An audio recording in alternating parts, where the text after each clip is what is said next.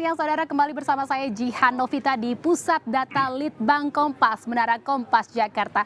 Saudara, ini waktu saat ini menunjukkan pukul 1:15 siang waktu Indonesia Barat atau pukul 13:15 waktu Indonesia Barat. Ini artinya proses pemungutan suara di TPS di seluruh Indonesia ini sudah selesai atau sudah ditutup. Dan kita akan lihat bagaimana proses penghitungan langsung yang dilakukan oleh Litbang Kompas saat ini. Sudah kembali bersama saya ada GM Litbang Kompas, Mas Ignatius Kristanto di Pusat Data Litbang Kompas.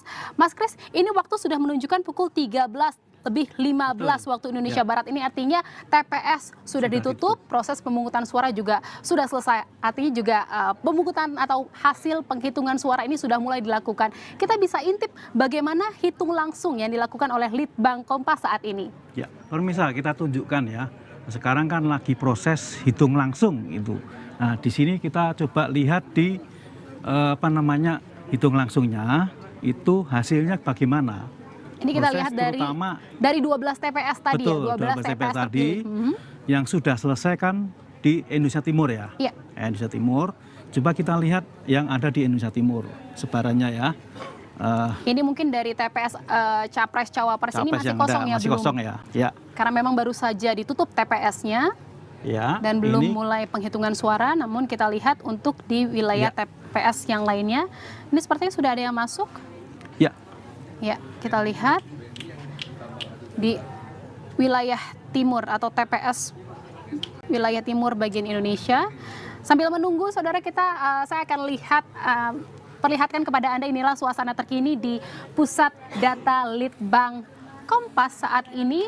Para tim masih terus bekerja dan juga mengolah data. Mereka sudah mulai bekerja sejak pukul 6 pagi tadi. Dan ini sepertinya sudah terlihat datanya, Mas Kris. Kita lihat bersama. Iya, ini dia hasil TPS. Sepertinya hitung langsung yang dilakukan oleh Litbang Kompas ini sudah ada data yang masuk terkini. Kita paling lihat, timur ya. Paling timur. Ya. TPS paling timur wilayah Indonesia. Di Merauke tepatnya di perbatasan ya. Di wilayah Merauke perbatasan. Ya. Baik, kita lihat ini sepertinya masih loading gitu ya. Kita lihat lagi, Mas, ini kan ini kan 12 TPS. Ini kan kira-kira baru wilayah timur ya masuk datanya. Untuk wilayah-wilayah lainnya kira-kira kalau dihitung dari waktu, ini hitung langsung akan masuk datanya dalam berapa waktu ke depan? Paling 1 jam. 1 jam ke depan. Ke depan 1 jam. 1 jam ke depan. Kita coba lihat lagi ya. Kita lihat, ya. Dan Mas, ini kan juga selain dari TPS Capres Cawapres, tadi juga udah dikatakan ada yang paling timur. Oh, ini ternyata sudah masuk TPS 04 paling timur, Sota, Merauke, Papua Selatan. Ini bagaimana datanya, mungkin membacanya, silahkan Mas Kris. Nah, ini sudah selesai dihitung ya, pemirsa. TPS ini di Sota itu tadi kita lihat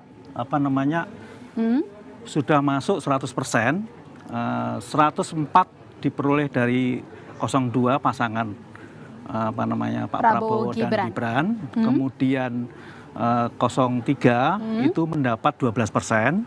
Lalu kemudian 01 5% pasangan Pak Anies dan Pak Muhaimin ya. Ini balik lagi, ini adalah data sementara dari hitung langsung yang dilakukan oleh Litbang Kompas di TPS Merauke ini. Nah, ini kan adalah wilayah-wilayah terluar gitu ya, Mas ya. Ini bagaimana akhirnya ceritanya, bagaimana mereka TPS ini dipilih menjadi TPS yang diikuti hitung langsungnya oleh Litbang Kompas? Ya, ini kebetulan bagian dari TPS sampel. Jadi ini tidak kita inginkan sengaja begitu ya, tapi memang ketika kita sampling ternyata ada di perbatasan paling ujung timur, sehingga inilah yang kepilih untuk sekaligus live count ya, hitung langsung ya, begitu. Dari selain 4 ini kan juga dari 2.000 sampel TPS ini kan juga ada beberapa TPS yang dipilih ini di wilayah terpencil, terluar gitu kan ya, di wilayah Indonesia. Kenapa alasannya memilih TPS ini? Begini, kita sebenarnya tidak memilih secara sengaja ya, tapi ini acak ya. Kalau sampai bagian pelosok itu harus kita kejar ke sana, harus kita monitor di sana itu. Yang mungkin membutuhkan berhari-hari untuk sampai ke sana, begitu. Nah, ini menarik sekali, berhari-hari untuk sampai ke sana. Nah, ini tenaga survei yang didatangkan ke TPS-TPS yang terluar, terpencil ini juga membutuhkan waktu yang juga tidak sebentar gitu ya. Apakah mereka memang tenaga berpengalaman yang sebelumnya juga dilibatkan Litbang Kompas dalam melakukan survei exit poll di pemilu-pemilu sebelumnya, apa bagaimana, Mas Kris? Sebelumnya memang mereka sudah berpengalaman. Tapi ada juga yang tidak pernah sama sekali. Nah, ini yang butuh pelatihan di sana. Nah, kita lah yang melatih, mencari sana. Itu yang membutuhkan persiapannya bisa seminggu, 2 minggu dalam mencari interviewer tadi. Nah ini gimana? Apa pertimbangannya bahwa tenaga survei ini bisa direkrut dan mereka bisa bekerja dan dilibatkan oleh Litbang Kompas untuk mengawal proses pemilu 2024 ini? Ya, memang di daerah terpencil kan tidak ada ideal ya. Misalkan yang dibutuhkan misalkan adalah mahasiswa begitu ya, atau yang sarjana begitu. Tapi yang susah itu. Nah, kalau misalkan ada guru yang kira-kira mampu, kita latih di sana. Nah, guru SD atau guru SMP di sana itu kita latih. Kemudian untuk kita libatkan dalam survei ini, gitu. Baik, terakhir singkat saja bagaimana untuk mengambil atau memilih responden dari exit poll yang dilakukan oleh Litbang Kompas ini apa?